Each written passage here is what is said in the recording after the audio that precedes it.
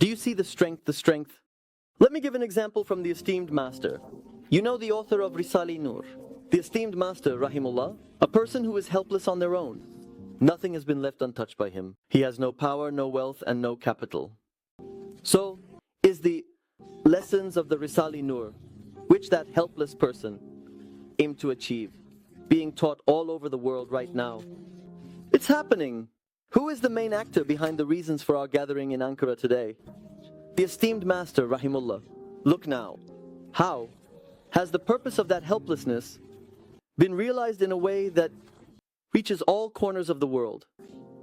It has been realized because the place he relies on is God. Do you see the situation? Then let's ask one more question. How can we tell what a person relies on? We've arrived, haven't we? The key question: if I were to build a house here with 10 sticks, I pulled this stick and the house didn't collapse. Is the house relying on this stick? No. I pulled this stick and the house collapsed. Is the house relying on this stick? Yes.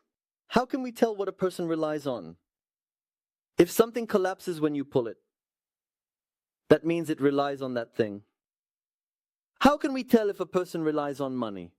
If the man collapses when you pull the money, that means he relies on money. And money matters will definitely be zigzagging in your life. There will be collapses. If a person relies on fame, what's the big deal about bringing that fame down? He's now looking at a video. When you pull fame, that man will collapse too. If a person relies on health, the moment he loses it, he collapses and never smiles again.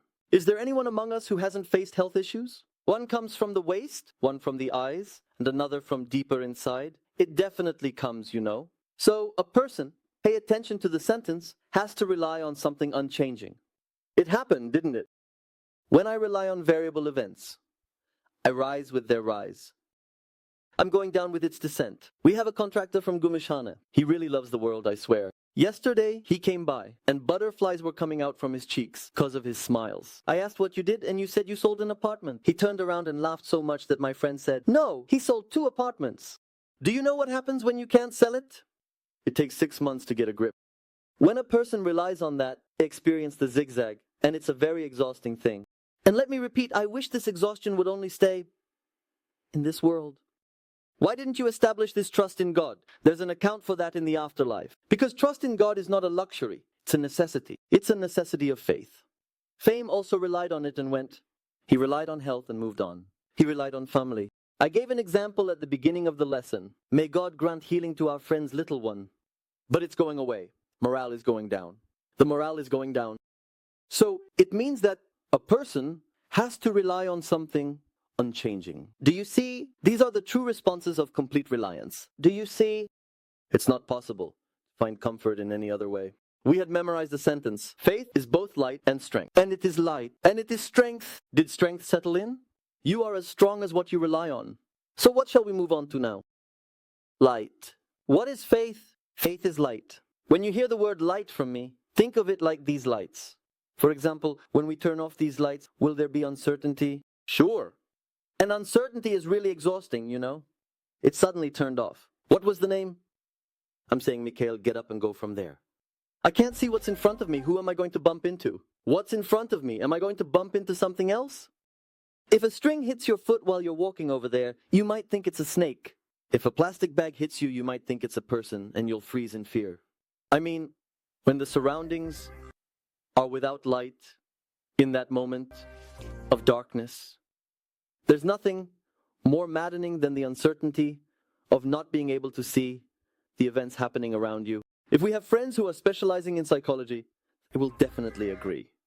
Many of our friends whose psychology has been disturbed are worried about the uncertainty of what's going to happen with the dollar. I've lost my mind.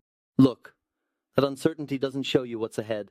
What will happen with this health issue? What will happen if I'm in a legal dispute? Am I going to jail? What am I going to do? Is my youth challenging me?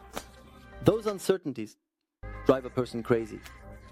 In this darkness, where you can't understand what's where, if the light of faith comes and illuminates the surroundings, the issues that seem turbulent on the surface are actually tied to a divine order.